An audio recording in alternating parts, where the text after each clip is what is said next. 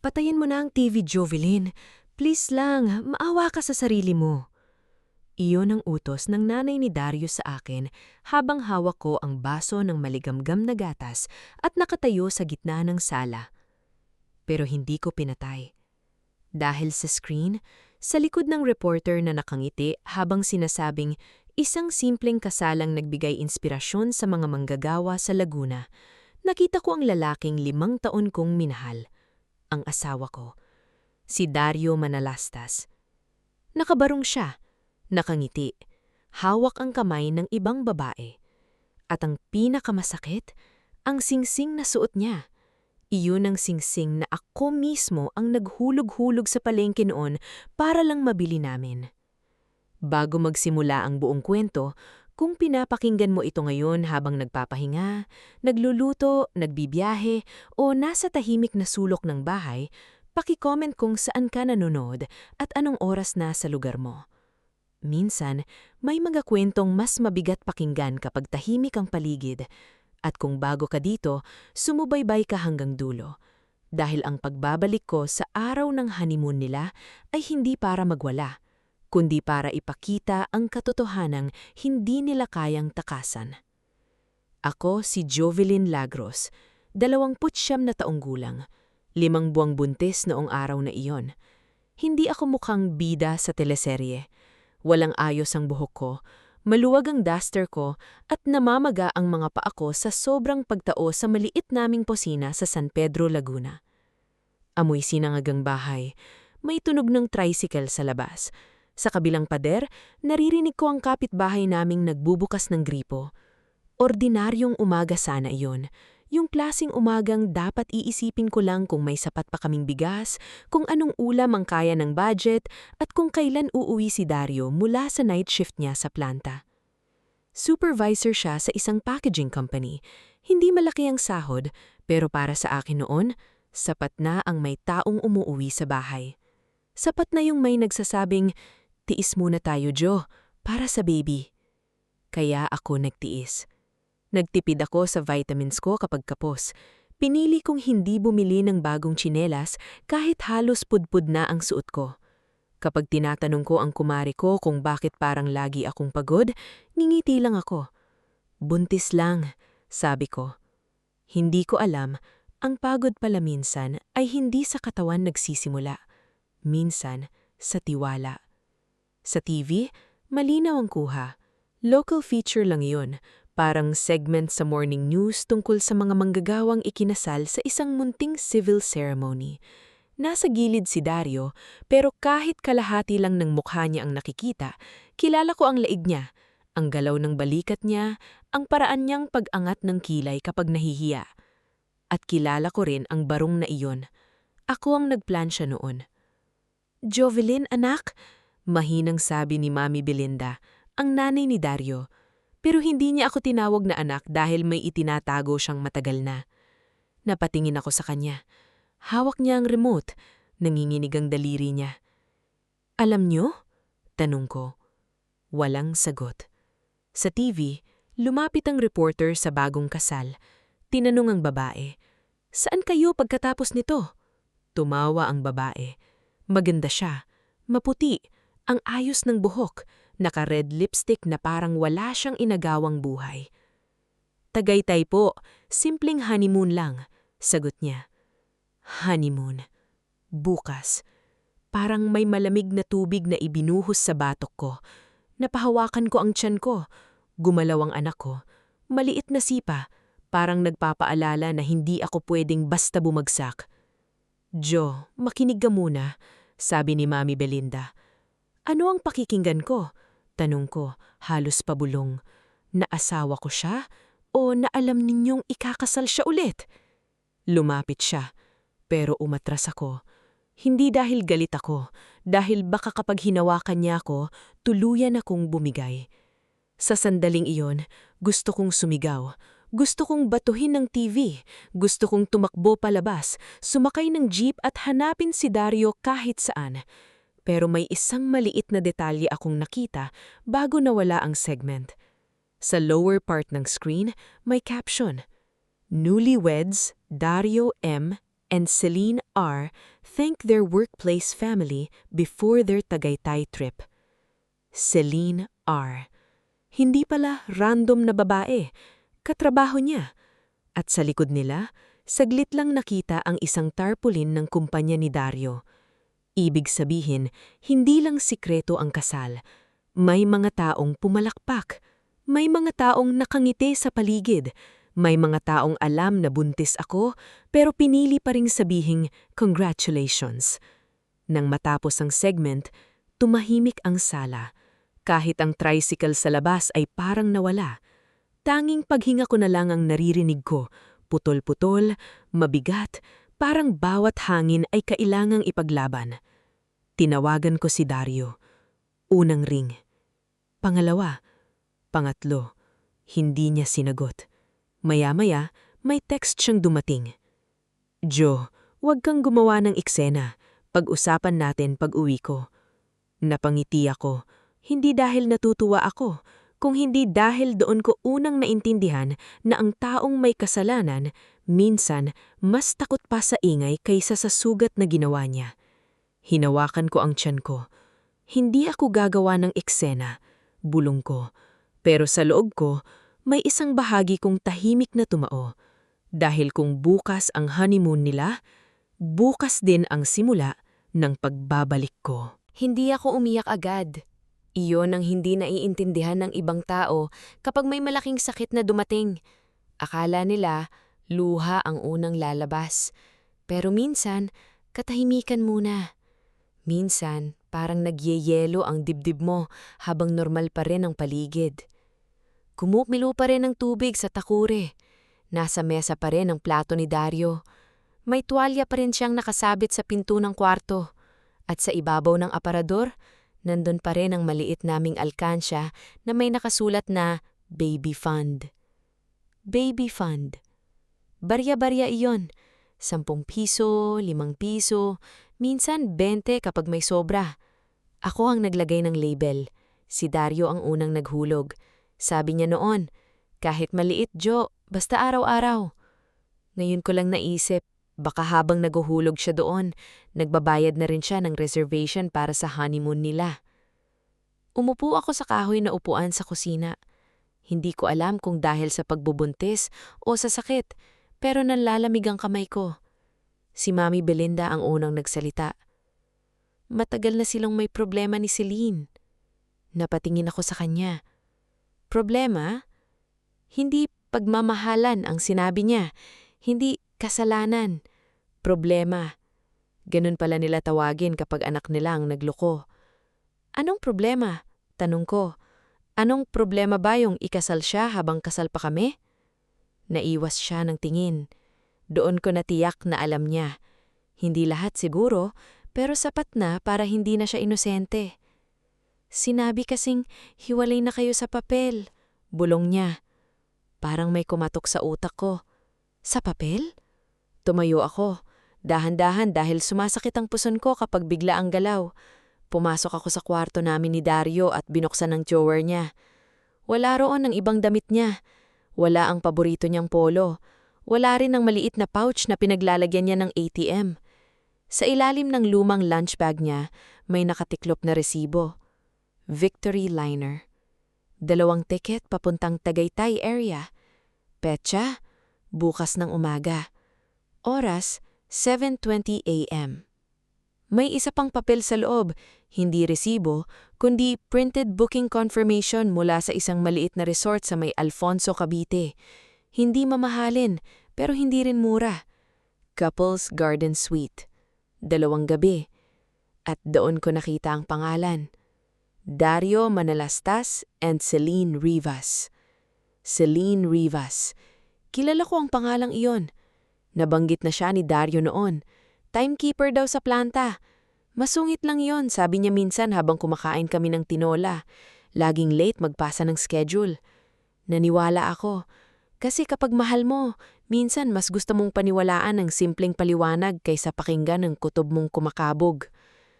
Bumalik ako sa salas, dala ang papel. Alam niyo ang pangalan niya? Tanong ko kay Mami Belinda. Hindi siya sumagot. Alam niyo na siya si Celine? Umiyak siya, tahimik. Yung iyak na hindi mo malaman kung awa sa akin o awa sa anak niyang mahuhuli. Jovelyn, buntis ka. Isipin mo ang bata. Doon ako napatawa ng mahina. Iyon nga ang ginagawa ko.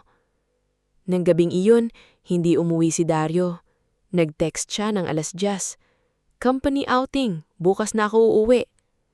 Company outing.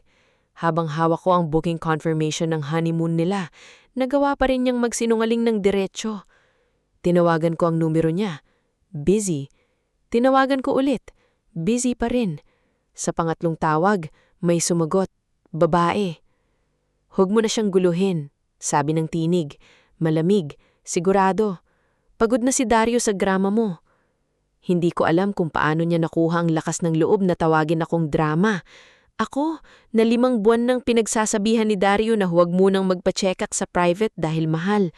Ako, na naglalaban ng uniform niya kahit sumasakit ang likod. Ako, na nagkakausap ng anak namin sa tiyan tuwing wala siya. Si Celine ka? Tanong ko. Sandaling katahimikan. Kung ako man, ano naman? May mga salitang hindi kailangang mahaba para manakit. Minsan, sapat na ang kayabangan. Pakisabi kay Dario, sabi ko, pinipilit maging buo ang boses. May asawang buntis at iyon ay hindi nawawala dahil lang may kamera sa kasal ninyo.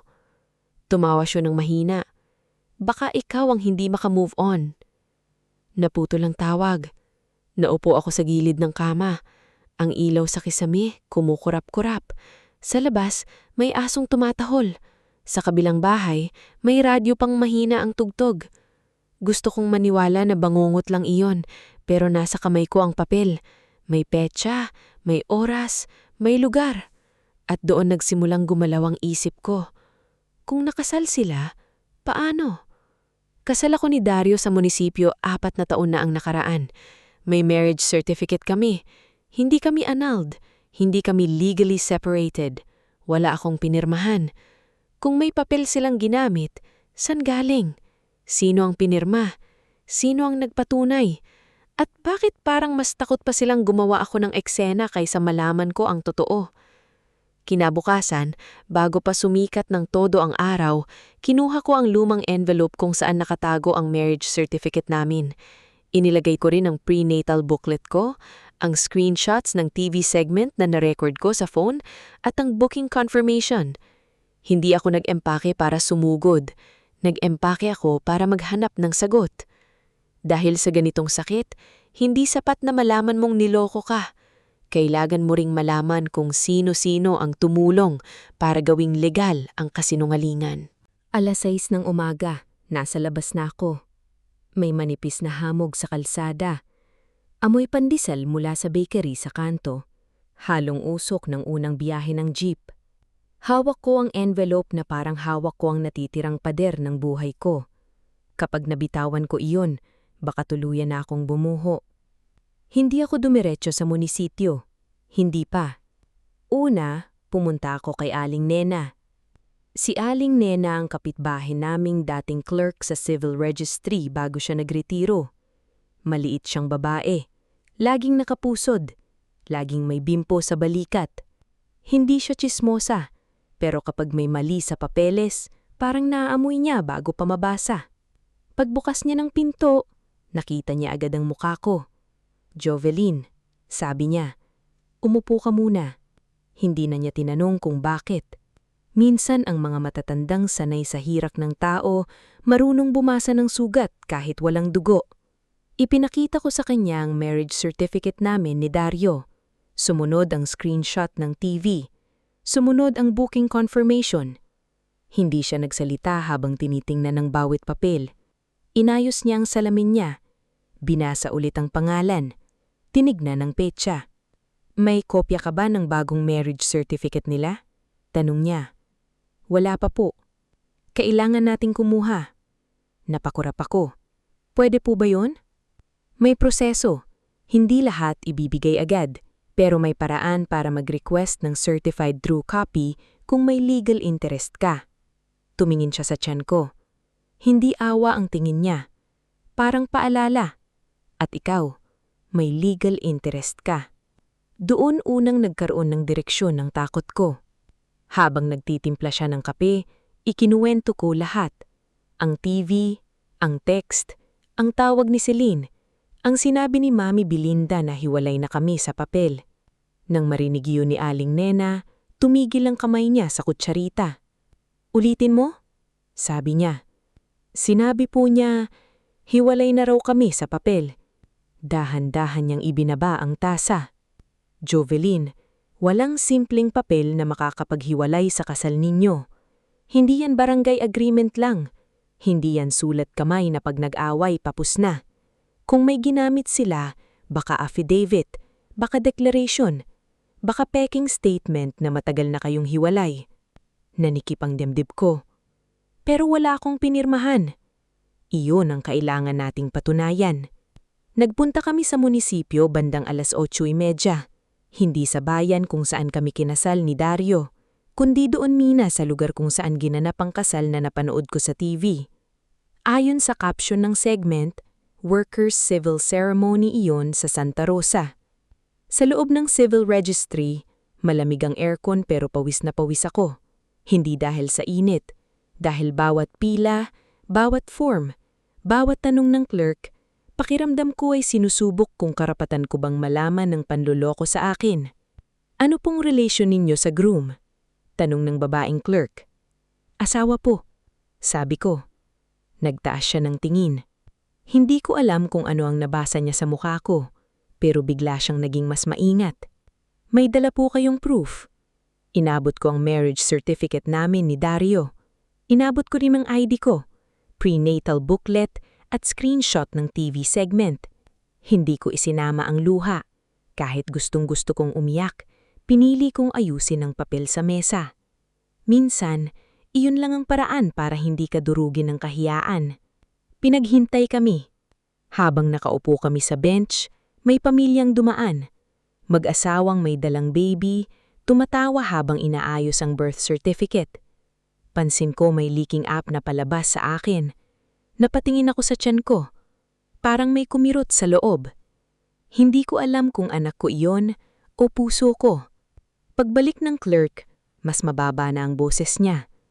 "Ma'am, may record po ng application pero hindi pa po namin basta ilalabas lahat ngayon. Pwede kayong mag-file ng written request." "Kailangan po ba ng abogado?" tanong ko. "Mas okay po kung may legal assistance kayo. Pero may isang bagay po akong pwedeng sabihin dahil nasa logbook." Lumapit si Aling Nena. "Ano yun, Hiha?" tanong niya. Tumingin muna ang clerk sa paligid, saka itinuro ang maliit na entry sa photocopy ng request log. May pangalan doon. C. Rivas. Date requested, 3 linggo bago ang kasal. Purpose, rush correction or civil status verification. Parang lumabo ang paligid. Celine Rivas. Hindi lang siya babaeng pinakasalan ni Dario. Siya yung gumalaw sa papel. Siya po mismo ang nag-request? Tanong ko. Hindi ko masabing siya talaga ang gumawa sa lahat ng proseso, ma'am. Maingat na sagot ng clerk. Pero may pangalan siya sa logbook at may attached company certification na sinasabing separated na raw ang groom sa previous spouse. Company certification. Doon ako natigilan. Kumpanya. Ibig sabihin, may tao sa pinagtatrabahuan ni Dario na gumawa o pumirma ng papel para sabihing hiwalay kami. Hindi na ito simpleng pagtataksil sa kwarto, sa hotel, o sa sikreto nilang tawagan. May opisina na. May pirma. May proseso. May mga taong naglagay ng pangalan ko sa kasinungalingan kahit hindi ako nandoon. Paglabas namin sa munisipyo, hindi agad ako nakapagsalita. Mainit na ang araw, maingay ang kalsada. May nagbebenta ng buko juice sa gilig. May estudyanteng nagmamadali. May lalaking tumatawag habang dalang kahon. Normal ang mundo. Pero sa akin, may nabuksang pinto na hindi ko na kayang isara. "Aling Nena," sabi ko, nanginginig ang boses ko. "Kung may company certification, ibig sabihin may pumirma." "Oo, at kung may pumirma ng hindi totoo ang laman, may pananagutan. Huminga ako ng malalim. Sa phone ko, may bagong message galing kay Dario. Joe, huwag kang pupunta sa Tagaytay. Masisira lang ang buhay mo. Tinitigan ko ang mensahe. Noon ko napagtanto, hindi niya sinabing masisira ang buhay niya. Ang sabi niya, buhay ko. Parang ako pa ang may kasalanan kung hahanapin ko ang katotohanan. Pinatay ko ang screen ng phone at hinigpitan ng hawak sa envelope. Hindi pa ako pupunta sa Tagaytay. Hindi pa. Bago ako humarap sa araw ng honeymoon nila, kailangan ko munang buuin ang bawat piraso ng ebidensya. Dahil ang babaeng babalik doon ay hindi na yung asawang nagmamakaawa. Ako na ang babaeng may hawak ng katotohanan na pinirmahan nila mismo. Hindi ko alam kung paano ko nagawang makauwi ni hindi bumagsak. Pagpasok ko sa bahay, nandun pa rin si Mami Belinda sa sala. Nakaupo siya sa gilid ng sofa. Hawak ang rosaryo, pero hindi niya dinadasal. Pinapaikot-ikot lang niya sa dalili na parang may binibilang siyang kasalanang hindi niya kayang sabihin ng diretsyo. Nasaan ka galing? Tanong niya. Sa munisipyo. Nakita ko kung paano nanigas ang mukha niya. Hindi iyon mukha ng taong nagulat. Mukha iyon ng taong natakot na may mabubunyag. Jovelyn, buntis ka. Huwag mong pahirapan ang sarili mo. Mas mahirap po yung ginagawa ninyo sa akin, sagot ko. Hindi ako sumigaw. Hindi ko rin sa sinumbatan ng mahaba. Noon ko natutunan na ang tahimik na boses, kapag puno ng katotohanan, mas nakakatakot kaysa iyak. Pumasok ako sa kwarto at inilapag ang envelope sa kama. Isa-isa kong inayos ang laman, marriage certificate namin ni Dario at Celine, prenatal booklet, screenshot ng TV segment, booking confirmation, at maliit na papel kung saan isinulat ni Aling Nena ang dapat kong kunin. Certified true copy ng marriage record nila, application form, logbook reference, company certification, affidavit kung meron. Sabi ni Aling Nena, huwag daw akong aasa na ibibigay agad lahat. May proseso. May mga opisina na kailangan pang sulatan, may mga taong magpapasa-pasa ng responsibilidad. At kapag may gustong magtago, minsan mas mabilis silang magbura kaysa umamin. Kaya kailangan kong kumilos bago pa nila malaman kung gaano na karami ang hawak ko. Kinabukasan, hindi ako pumunta sa Tagaytay, kahit alam kong nando na sila. 7:20 ang biyahe nila. Alam ko yun dahil hawak ko ang tiket. Siguro sa oras na yon, nasa bus na si Dario at Celine, magkatabi. Kunwari bagong buhay ang pupuntahan. Siguro nakasandal si Celine sa balikat ng asawa ko. Siguro tinitignan ni Dario ang phone niya, naghihintay kung magte-text ako ng galit. Pero hindi ako nag-text. Nagpunta ako sa munisipyo kung saan unang kinasal ni Dario 4 na taon na ang nakaraan. Mas luma ang gusali roon. Amoy lumang papel, tinta, at pawis ng mga taong matagal nang nakapila. May bentilador sa kisame na umiikot pero parang hangin lang ng pagod ang ibinibigay. Sa bawat upuan, may taong may daladalang folder, birth certificate, marriage certificate, death certificate. Mga papel na para sa iba ay requirements lang, pero para sa amin, buhay. Lumapit ako sa window. Ma'am, sabi ko, magre-request po sana ako ng certified true copy ng marriage certificate namin ng asawa ko. Name po? Jovelyn Lagros at Dario Manalastas. Habang nagtatype ang clerk, hinawakan ko ang tiyan ko. Hindi malakas ang sipa ng anak ko, pero ramdam kong nandyan siya. Parang sinasabing, Ma, huminga ka. Lumabas ang record namin. Legal, valid, walang annotation, walang annulment, walang court order, walang kahit anong nakasulat na hiwalay kami. Inabot sa akin ang resibo at sinabi kong kailan kukunin ng certified copy, pero hindi ako umalis agad. Ma'am, sabi ko, sa clerk, May paraan po bang malaman kung may nag-request ng civil status verification ng asawa ko nitong mga nakaraang linggo? Napatingin siya sa akin. Sanay siguro siya sa ganitong tanong. Sa Pilipinas, maraming tahimik na trahedya ang dumadaan sa government window. Depende po kung saang office nag-request. Bakit po? Kinuha ko ang screenshot ng TV segment at inilabas ang booking confirmation. Hindi ko na kailangan ipaliwanag lahat. Minsan sapat na ang mukha ng buntis na asawa na may hawak ng ebidensya. Pinapunta siya ako sa supervisor. Sa loob ng maliit na opisina, may lalaking nasa 50 anyos na may salamin at mabigat magsalita. Si Sir Roberto ang pangalan niya. Hindi siya mukhang madaling maawa, pero mukhang hindi rin siyang gustong may madungisan sa records nila. Mrs. Manalastas, Lagros po, mahinahon kong putol. Ginagamit ko pa rin ang apelyido ko. Tumanggi siya.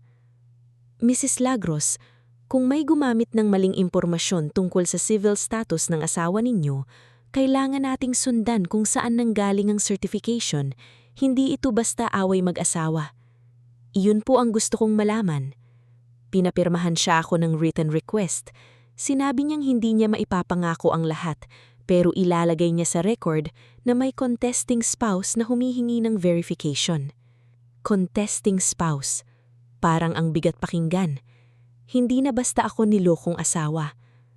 Ako na ang taong kumokontra sa kasinungalingang ginawa nilang dokumento. Paglabas ko, may text si Dario.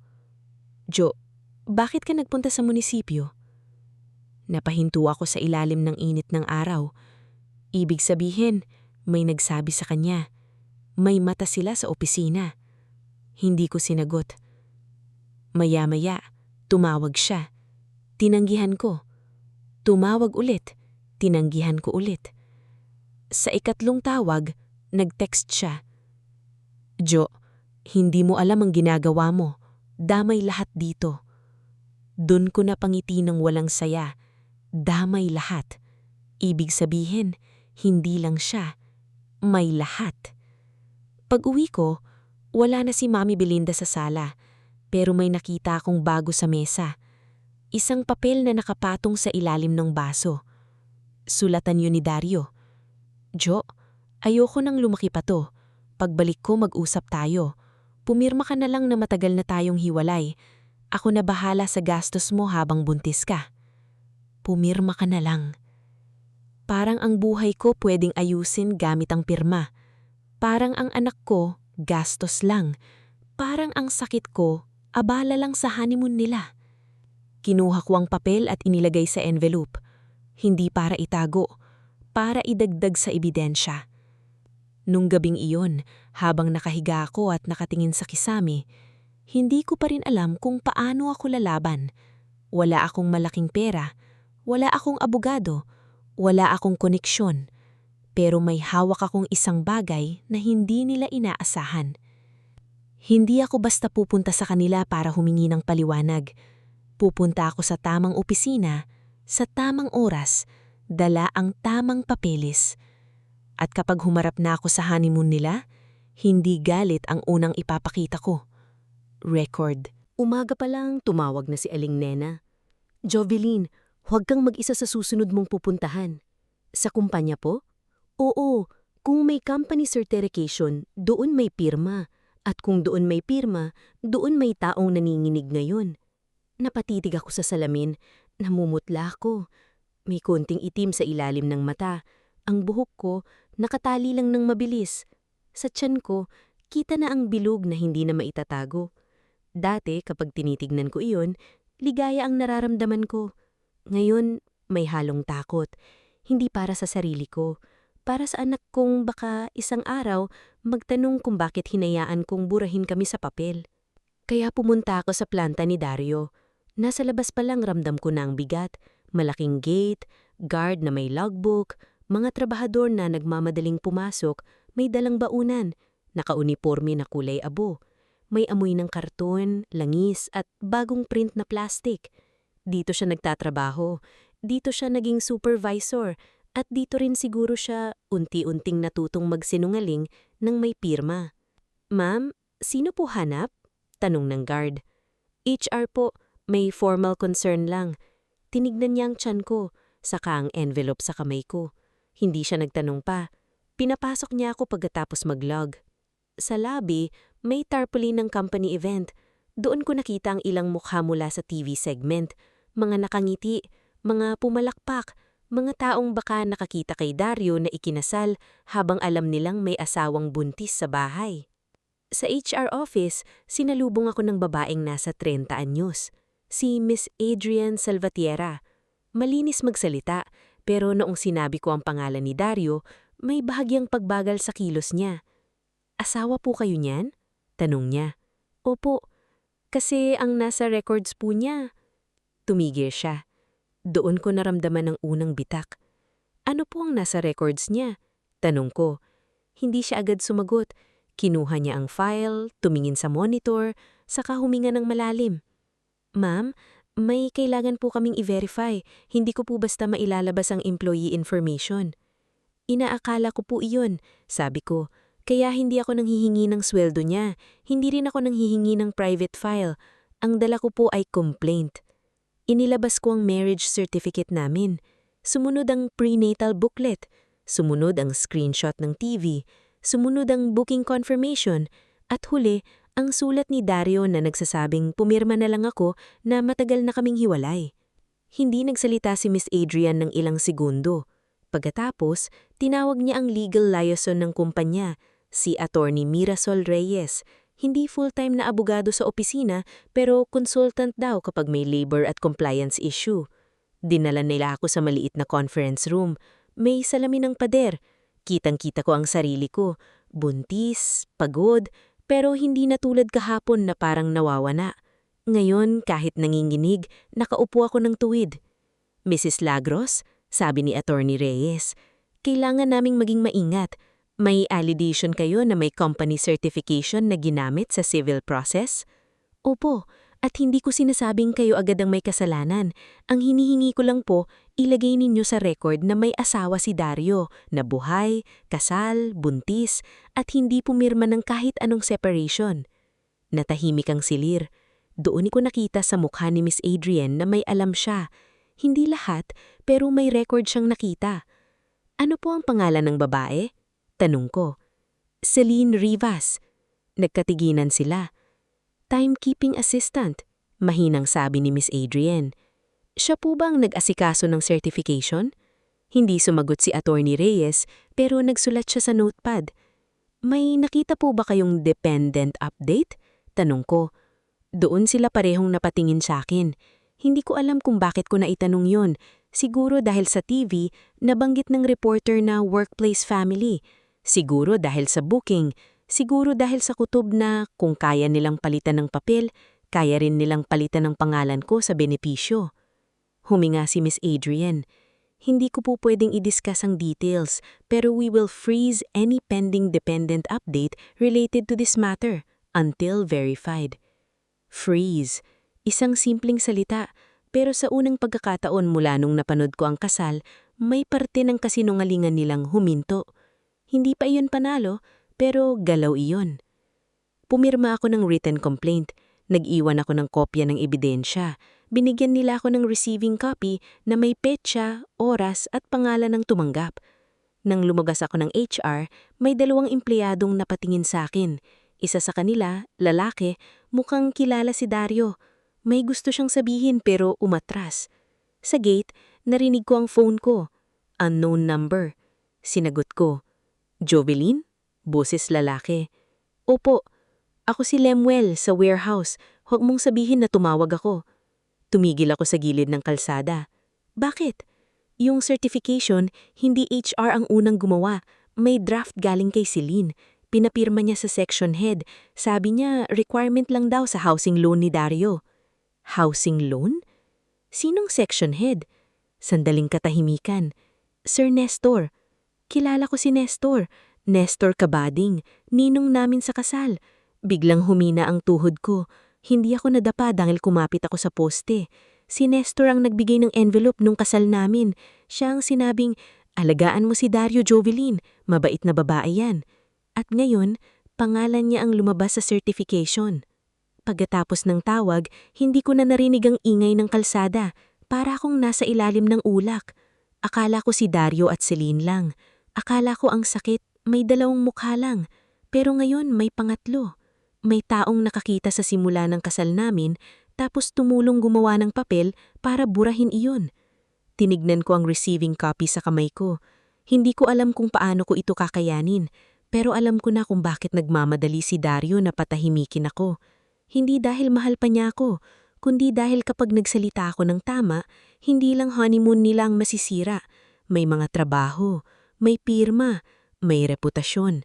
At lahat iyon nagsimula ng gumalaw sa isang simpleng salita na nakatakak sa papel. Received. Pag-uwi ko, bukas ang gate.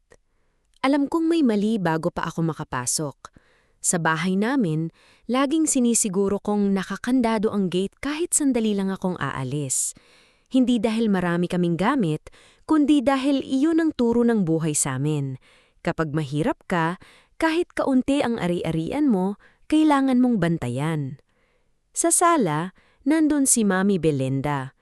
At kasama niya, si Maribel. Pinsan ko. Si Maribel Lagros, ang babaeng halos kapatid na ang turing ko mula pagkabata. Siya ang kasama ko nung bumili ako ng unang gamit para sa baby. Siya ang unang nakahawak sa tiyan ko nang gumalaw ang anak ko. Siya ang nagsabing, "Ate Jo, kahit anong mangyari, kampi ako sa'yo." Ngayon, hindi niya ako matignan. "Bakit ka nandito?" tanong ko. "Ate, kausapin lang kita." Narinig ko ang panginginig ng boses niya, pero hindi iyon panginginig ng awa. Panginginig iyon ng taong nahuli bago pa umamin. Si Mami Belinda ang nagsalita. "Jovelyn, lumalaki na ito. May mga nadadamay na." "Bakit po ba lahat kayo takot na may madamay pero walang natakot nung ako ang natatapakan?" Walang sumagot. Inilapag ni Maribel isang brown envelope sa mesa.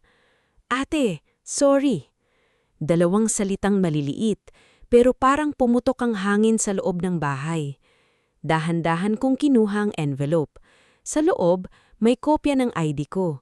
Lumang ID iyon nung dalaga pa ang itsura ko, bago ako pumayat sa pagbubuntis at sa stress. May kopya rin ng pirma ko mula sa dati naming barangay form. At may isang papel. Affidavit of Separation. Nakasulat doon na matagal na raw kaming hiwalay ni Dario, na wala na raw kaming communication, na hindi na raw kami nagsasama bilang mag-asawa. At sa baba, may pirma na kamukha lang pirma ko. Pero hindi ako ang pumirma. Namlamig ang buong katawan ko. Hindi ako umiyak. Hindi ko rin naihagis ang papel. Tinitigan ko lang si Maribel. "Paano napunta sa kanila ang ID ko?" Umiyak siya. "Ate, sabi ni Dario, kailangan lang daw sa loan. Sabi niya, hindi ka raw makalakad dahil buntis ka. Pinakuha niya sa akin ang kopya sa folder mo nung pinabantayan mo ang bahay ko, nung pinabantayan mo sa akin ang bahay." Naalala ko iyon. 2 buwan na ang nakaraan, sumakit ang tiyan ko at kinailangan kong magpa-check up. Si Maribel ang iniwan ko sa bahay. Pinagkatiwalaan ko siya. Binigyan ko pa siya ng susi dahil pamilya.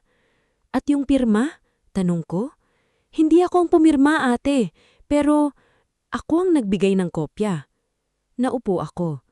Sa lahat ng natuklasan ko, iyon ang pinakamasakit. Kasi ang pagtataksil ng asawa parang kutsilyong inaasahang manggagaling sa harap kapag nagkalamat na ang pagsasana. Pero ang pagtataksil ng kadugo, tahimik. Nakapasok na pala sa bahay mo bago mo pa napansin na may nawawala. "Magkano?" tanong ko. Umiling siya. "Hindi pera." "Kung hindi pera, ano?" Napatingin siya kay Mami Belinda. Doon ko naintindihan. "Pinakiusapan ka nila?" Umiyak ng mas lakas si Maribel. "Ate, sabi ni Tita Belinda, masisira si Dario, mawawala ng trabaho.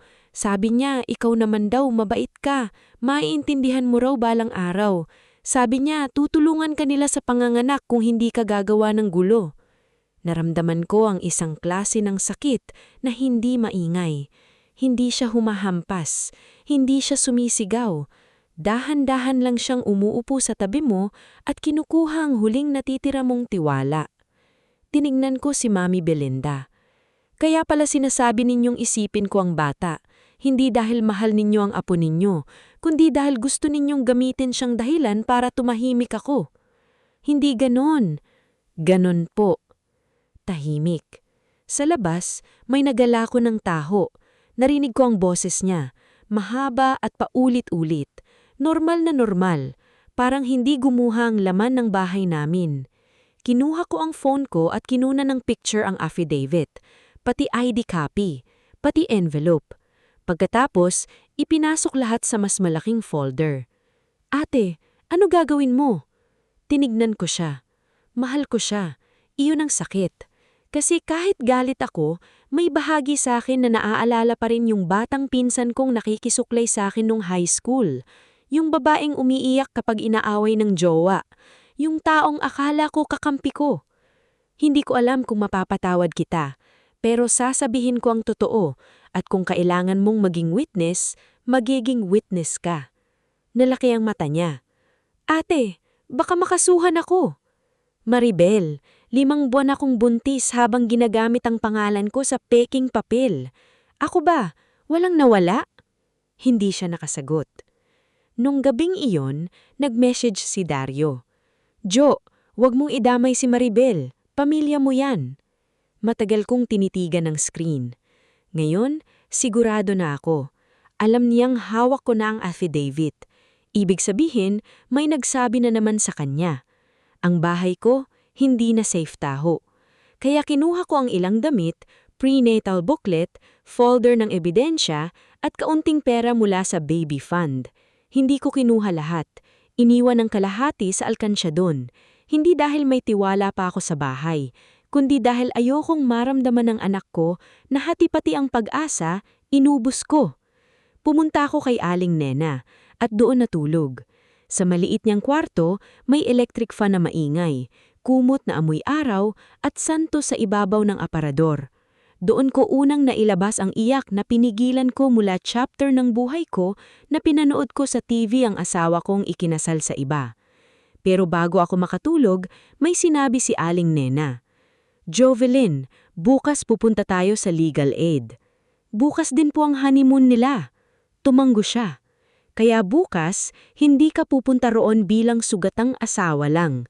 Pupunta ka roon bilang babae na may record, witness at reklamo. Hinawakan ko ang tiyanpo. Sa dilim, naramdaman kong gumalaw ang anak ko. Mahina lang, pero sapat para ipaalala sa akin na may buhay pang hindi dapat lumaki sa kasinungalingan. At kung babalik ako sa araw ng honeymoon nila, hindi iyon para bawiin si Dario. Babalik ako roon para bawiin ang pangalan ko. Kinabukasan, hindi ko isinuot ang pinakamaganda kong damit. Hindi ako nag-ayos para magmukhang kawawa. Hindi rin para magmukhang matapang. Nagsuot lang ako ng malinis na bestida na kulay buhaw, sinuklay ang buhok ko, at ipinasok sa bagang folder na halos mas makapal pa kaysa sa lakas ng loob ko. Sa mesa ni Aling Nena, nakalatag ang lahat. Marriage certificate namin ni Dario, prenatal booklet, screenshot ng TV segment, booking confirmation, receiving copy mula sa HR, kopya ng affidavit na hindi ko pinirmahan, larawan ng envelope na galing kay Maribel, at ang sulat ni Dario na nagsasabing pumirma na lang ako. Hindi ka pupunta roon para makipag-away, paalala ni Aling Nena habang inaayos ang bimpo sa balikat niya. Pupunta ka para ipaalam sa kanila na may proseso ng gumagalaw. Kasama namin si Barangay Kagawad Lito Barcenas, hindi para manghila o manakot kundi bilang witness. Kasama rin ang legal aid na nakuha ni Aling Nena sa women's desk, si Ma'am Tessa. Payat, simple, pero matalim ang mata kapag nagbabasa ng papel. Jovelyn, sabi ni Ma'am Tessa bago kami sumakay ng van papuntang Tagaytay. Malamig ang hangin pero pinagpapawisan ako. Sa bintana, nakikita ko ang mga tindahan ng buko pie, mga bulaklak sa gilid ng kalsada, Mga pamilyang namamasyal na walang kaalam-alam na sa loob ng van namin may babaeng buntis na papunta sa honeymoon ng asawa niya. Hindi para manggulo, kundi para tapusin ang panlulokong ginawang dokumento. Nasa maliit na resort sila sa Alfonso. Tahimik ang lugar. May mga halaman, may kahuyang signage, may maliit na fountain na parang pilit pinapaganda ang paligid. Sa reception, mabait ang babae. "May booking po ba kayo?" "May kailangan lang po kaming ihatid na legal notice kay Mr. Dario Manalastas," sagot ni Ma'am Tessa.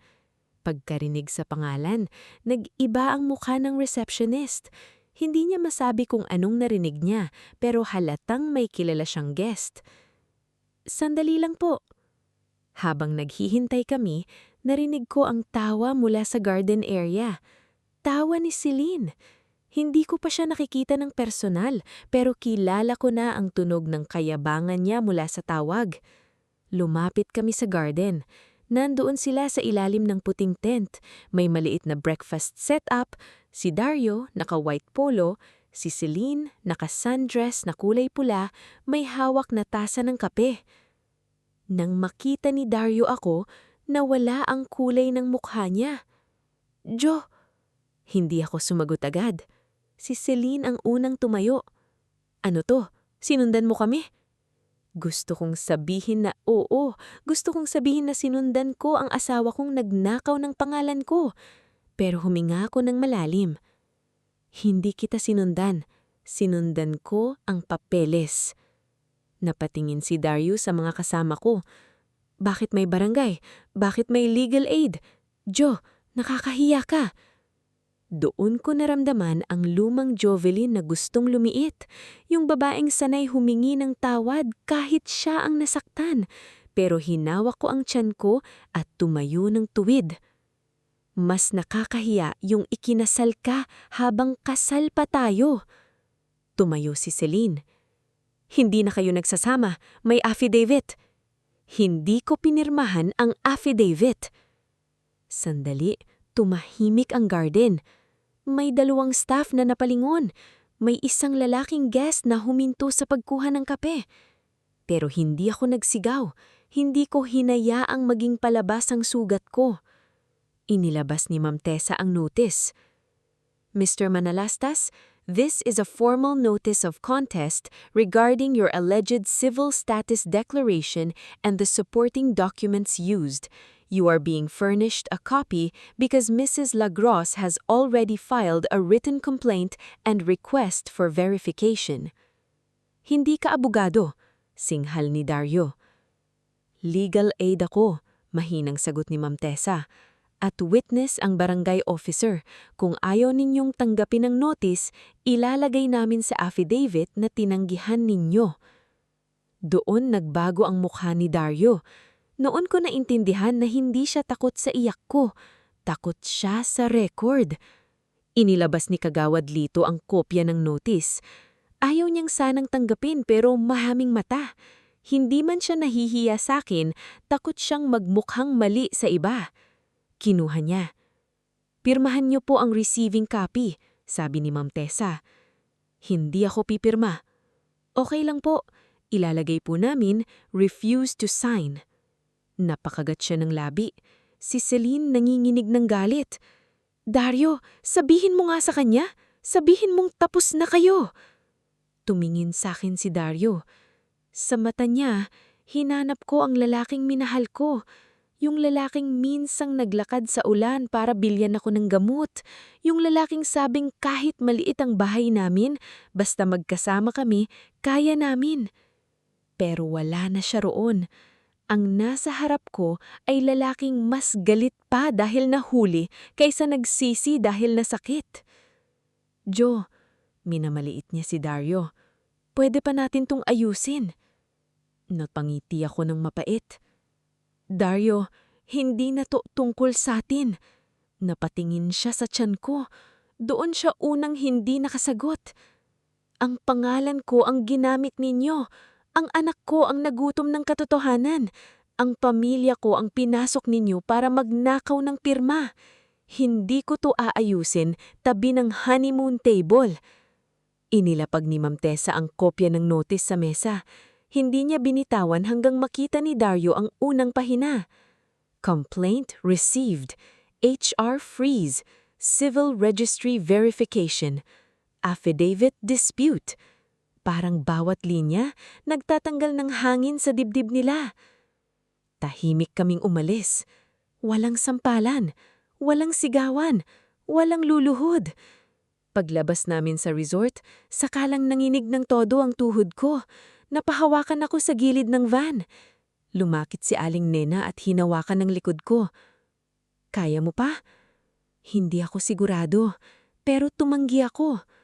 Sa loob ng sasakyan, umiyak ako ng tahimik. Hindi dahil talo ako, kundi dahil minsan kahit tama ang ginagawa mo, masakit pa rin makita na ang taong pinangap mong kasama sa pagbuo ng pamilya ay naging taong kailangang mong padalhan ng legal notice sa mismong honeymoon niya.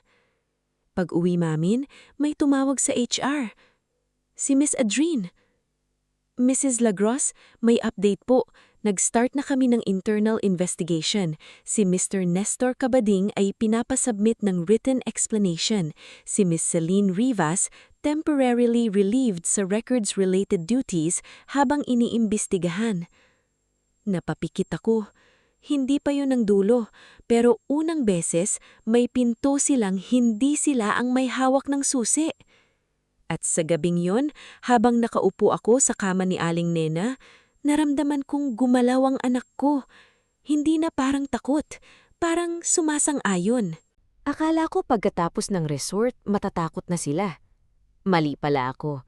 May mga taong kapag na-corner ng katotohanan, hindi agad sumusuko. Minsan, lalo silang kumakapit sa kasinungalingan dahil iyon na lang ang natitirang sandalan nila. Kinagabihan, kumalat ang post ni Celine. Wala siyang binanggit na pangalan pero malinaw na ako ang tinutukoy. May mga babaeng hindi matanggap na tapos na sila. Kahit buntis, ginagamit pa rin ang anak para manira ng bagong buhay. Nabasa ko iyon habang kumakain ng lugaw sa bahay ni Aling Nena. Para akong nilagyan ng yelo sa tiyan.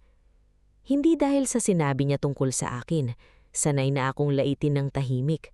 Ang mas masakit, ginamit niya pa ang anak ko, ang batang wala pang kamalay-malay, para gawing dahilan ng kalupitan niya. May mga nag-comment, kawawa naman ang bagong kasal, baka bitter ex. Kung hiwalay na, move on na. Buntis card pa more. Bitter ex. Gusto kong sumagot. Gusto kong ipakita lahat. Gusto kong ipahiya siya sa parehong lugar kung saan niya ako pinahiya. Pero pinigilan ako ni Ma'am Tessa. Jovelyn, huwag mong ilaban sa comment section ang ebidensyang dapat nasa record. Kapag nagkamali ka ng salita, gagamitin nila iyon. Kaya nanahimik ako. Hindi dahil duwag ako, kundi dahil may mas malalim na hukay ang sariling bibig kapag ginamit sa oras ng galit. Kinabukasan, nagsimula ang sunod-sunod na pagbagsak ng mga tinago nila. Una, tumawag si Lemuel mula sa warehouse. May ipapasa raw siyang written statement. Hindi niya raw kaya na manahimik dahil nakita niya mismo kung paano dumating kay Nestor ang draft ng certification. Pangalawa, si Maribel, kahit nanginginig, sumama sa barangay para magbigay ng salaysay. Sinabi niyang siya ang nagbigay ng lumang ID ko kay Mami Belinda at Dario, pero hindi niya alam na gagamitin iyon sa affidavit. Hindi siya malinis, alam niya iyon, pero sa unang pagkakataon, pinili niyang huwag ng dagdagan ng kasalanan sa pananahimik. Pangatlo, may lumabas na bagong detalye mula sa resort. Tinawagan ako ng receptionist, si Lara. Nakuha raw niya ang number ko mula sa booking inquiry na ginamit sa reservation. Nangaalangan siya, pero sinabi niya ang totoo. Ma'am, pasensya na po. Nung una po kasi, ang pangalan sa note ng booking ay Mrs. Manalastas, pero ang contact number na unang nilagay, number po ninyo. Nanlamig ako. Ano? Opo, pinalitan lang after confirmation. May spouse promo ko kami noon. Kailangan ng proof na married. May sinend na lumang picture ng marriage certificate. Akala po namin kayo ang kasama. Hindi ako nakapagsalita. Ibig sabihin, pati pangalan ko ginamit nila para makamura sa honeymoon. Hindi lang ako binura, ginamit pa muna ako. Iyon ang kakaibang klase ng kapal ng mukha na hindi kayang imbentuhin ng galit. Pinapunta namin si Lara sa legal aid office para magbigay ng statement at kopya ng booking log. Hindi niya ibinigay ang private details ng basta-basta, dumaan sa tamang request, pero sapat ang sinabi niya para makita ang pattern. TV timestamp, civil registry log, company certification, forged-looking affidavit, HR dependent update freeze, resort booking trail. Hindi ito chismis. Ito ay kadena. At bawat singsing ng kadena, sila mismo ang nagdugtong. Habang nangyayari ito, sa kumpanya ni Dario, nagsimulang mag-iba ang hangin. Hindi ko nakita mismo, pero ikinuwento ni Lemuel. Si Nestor daw hindi na makatingin sa tao. Si Celine pinatawag at pinauwi muna. Si Dario tinanggal sa supervisory access habang iniimbestigahan. Hindi fired agad, hindi ganun kabilis ang totoong buhay. Pero hindi na siya makapag-approve ng schedule, hindi na makabukas ng employee records, hindi na makasabi kung sino ang late at sino ang may mali. Ang taong sanay mag-control nawalan ng access, at iyon ang unang parusang hindi kailangan ng sigawan. Dumating ang pinakamatinding counter move nang mumunta si Dario sa bahay ni Aling Nena. Gabi iyon, umuulan ng mahina. Narinig ko ang katok sa gate. Pagbukas ni Aling Nena, nandun siya, basang-basa ang balikat, mukhang hindi nakatulog. "Jo, kausapin mo ko." Tumayo ako doon sa may pintuan pero hindi ako lumabas. "Sabihin mo dito, may kasama ako." Napatingin siya kay Aling Nena na nakatayo sa likod ko na parang maliit na sundalong may hawak na flashlight. "Bakit mo kailangang sirain lahat?" tanong niya. Doon ako napagod. Hindi galit. Pagod. "Dario, ikaw ang nagpakasal sa iba. Ikaw ang gumamit ng pekeng papel. Ikaw ang nagpatawag sa pinsan ko. Ikaw ang nag-text sa akin na pumirma na lang, pero ako ang sumisira?" Hindi siya nakasagot. "Minahal kita," sabi ko. "Hindi ako nagkulang sa tiis, pero wag mong hihilingin na pati pananahimik ibigay ko pa sa'yo." Lumambot ang mukha niya. Sa unang pagkakataon parang may hiya. Natakot ako. Sa ano? Sa responsibilidad, sa baby, sa gastos. Si Celine parang escape. Tumawa ako ng mahina pero may luha. "Escape mo sila. Bilanggaan ang ginawa ninyo." Tahimik ang ulan. Pagkatapos, may sinabi siyang hindi ko naiasahan. "Kung babawiin ko ang post niya, kung aaminin ako?" Tumingin ako sa kanya. Noon baka iyon na ang hinihintay ko. Isang pag-amin, isang yakap, isang pangakong magbabago. Pero iba na ako ngayon. Hindi ako magdidikta kung paano ka aamin, pero lahat ng kasinungalingang isinulat ninyo, kailangan ninyong itama sa parehong lakas ng loob kung paano ninyo ginawa. "Dario, at huwag mong tatawaging pagmamahal ang pagbalik mo kapag wala ka ng mapuntahan." Napaiwas siya ng tingin. Doon ko alam na tumama. Kinabukasan, naglabas si Dario ng written statement sa HR. Hindi iyon buo, hindi iyon malinis. Sinubukan pa rin niyang bawasan ng kasalanan, pero inamin niyang siya ang nagbigay ng lumang impormasyon at alam niyang hindi pa kami legally separated. Si Nestor nag-submit din ng statement. Pinirmahan daw niya ang certification dahil trusted subordinate si Dario at akala niya personal matter lang. Hindi iyon excuse, pero record iyon. Si Maribel, buri na ang post, pero bago niya mabura, na-screenshot na. Hindi ko ipinagdiwang, hindi ako nagpatugtog, hindi rin ako nag-post ng cryptic quote, hindi rin ako sinabi sa sarili kong panalo na ako. Kasi ang totoo, sa ganitong laban, kahit nanalo ka sa papel, may parte sa puso mong nagluluksa pa rin. Hindi sa taong nawala, kundi sa sarili mong dating naniniwala na kapag mabuti kang asawa, hindi ka gagaguhin. Noong gabing iyon, humiga ako at kinausap ang anak ko. "Anak, bulbul ko. Hindi ko alam kung magiging magaling akong anak, Pero pangako, hindi kita palalakihin sa bahay na pinaniniwala kang ang pagmamahal ay pagtitiis sa kasinungalingan. Sa labas, patuloy ang ulan. Pero sa unang pagkakataon, hindi na ako takot sa tunog nito. Parang may hinuhugasan. Hindi para burahin ang nangyari, kundi para linisin ang daan palabas. May mga ending na hindi nangyayari sa isang araw. Hindi tulad sa pelikula na kapag umamin ng kontrabida, tapos na ang lahat. Sa totoong buhay, may pila pa rin, may pirma pa rin, may follow-up, may iyak na bumabalik habang naghuhugas ka ng plato. May gabing akala mo okay ka na, pero bigla kang masasaktan dahil may nakita kang lumang damit niya sa sampayan. Ganon ang naging dulo namin ni Dario. Hindi mabilis, pero malinaw. Sa tulong ng legal aid at women's desk, naayos ang formal complaint. Hindi ibig sabihin agad na nakulong silang lahat kinabukasan. Hindi ganon kadali ang mundo. Pero may record. May affidavits. May receiving copies. May internal action sa kumpanya. May correction request sa civil registry. At higit sa lahat, may nakasulat na hindi ako pumayag burahin. Si Dario ay sinispinde habang iniimbestigahan ang misuse ng company certification at employee records. Si Celine, tinanggal sa records-related duties at kalaunan ay nag-resign bago pa matapos ang imbestigasyon. Hindi ko alam kung kahihiyan, takot o galit ang dahilan niya, pero hindi na yun mahalaga sa akin. Si Nestor ang ninong namin, personal na pumunta kay Aling Nena. Dala niya ang maliit na supot ng prutas at mukha ng taong ilang gabi nang hindi natutulog.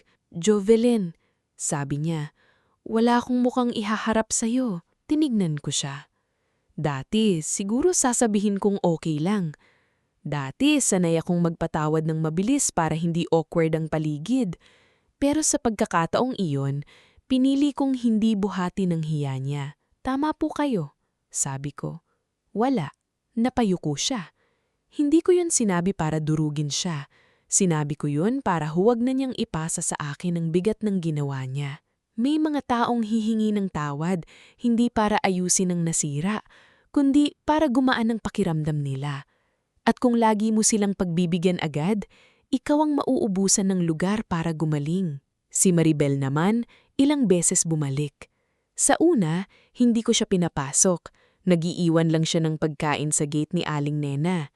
Sinigang, sopas, minsan prutas. Hindi ko kinain lahat. Hindi dahil gusto kong parusahan siya, kundi dahil hindi pa kaya ng dibdib kong tumanggap mula sa kamay na minsang nagbigay ng susi sa panluloko. Pero isang hapon, nadatnan ko siya sa labas ng health center. Umiiyak. Hawak ang sariling salaysay na pinirmahan niya sa barangay. "Ate," sabi niya, "hindi ko hihingin na patawarin mo ako ngayon. Gusto ko lang sabihin na hindi na ako babawi sa statement. Kahit ano pa sabihin nila." Doon ko siya unang tinignang ng matagal. Hindi pa yun kapatawaran, pero simula yun ng posibilidad. At minsan, sapat na munang malaman mong may taong dating nadulas sa kasinungalingan, pero ngayon pinipiling tumayo sa totoo kahit nanginginig. Pagdating sa support ng anak ko, hindi ako pumayag sa usapang, "Ako na bahala," ni Dario.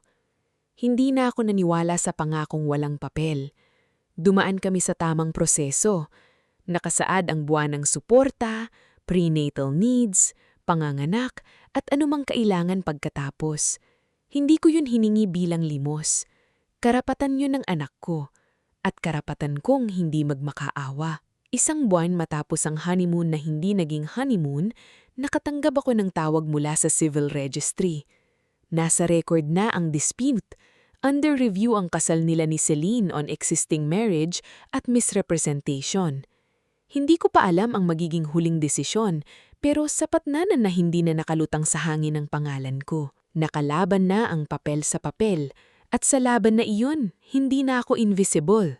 Dumating ang araw na bumalik ako sa bahay namin ni Dario. Hindi para manirahan, para kunin ang natitira kong gamit. Kasama ko si Aling Nena at Kagawad Lito. Pagbukas ng pinto, sinalubong ako ng amoy ng lumang kahoy at alikabok. Nandun pa rin ang plato sa kusina, nandun pa rin ang tuwalya niya sa pinto.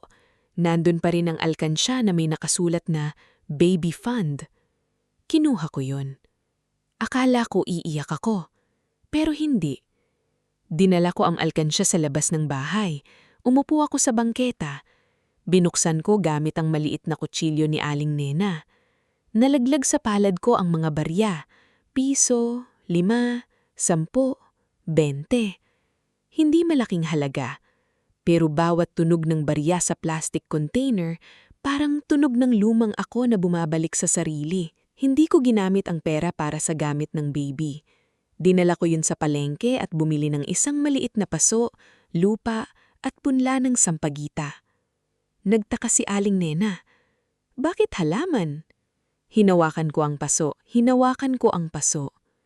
Para may makita akong lumalaki na hindi galing sa sakit. Itinanim ko ang sampagita sa tapat ng inuupahan kong maliit na kwarto lapit sa health center. Hindi maganda ang kwarto, mapipis ang pader. Kapag umuulan, may patak sa may bintana. Pero sa unang gabi ko ron, tahimik. Walang kasinungalingan kailangang hulihin, walang phone na kailangang bantayan, walang asawa na kailangang paniwalaan kahit halata ng may tinatago. Ilang linggo bago ako manganak, nagpadalang sulat si Dario. Hindi text, hindi chat, sulat. Sinabi niyang nagsisisi siya. Sinabi niyang hindi niya alam kung paano aayusin ang pagiging ama niya. Sinabi niyang kung papayagan ko, gusto niyang makita ang anak namin pagdating ng panahon. Hindi ko sinagot agad. Tinupi ko ang sulat at inilagay sa drawer. Hindi dahil may balak akong balikan siya, kundi dahil natutunan ko na may mga tanong na hindi kailangang sagutin habang masakit pa ang sugat. Ang closing ng kwentong ito ay hindi yung eksenan bumalik ako sa resort, hindi yung notice na natanggap ni Dario, hindi yung post ni Celine na nabura, at hindi rin ang kumpanya na nang-imbestiga. Ang tunay na dulo, nangyari isang umaga. Umagang tahimik, may konting araw sa bintana, pinakuluan ko ang tubig para sa kape ni Aling Nena, kahit bawal pa sa akin ang sobra. Paglabas ko, may unang bulaklak na ang sampagita. Maliit, maputi, halos hindi mapansin kung hindi mo hahanapin. Pero nandoon. Doon ako umiyak. Hindi dahil sa sakit, kundi dahil naintindihan ko na may mga babaeng hindi agad gumagaling sa palakpakan ng ibang tao.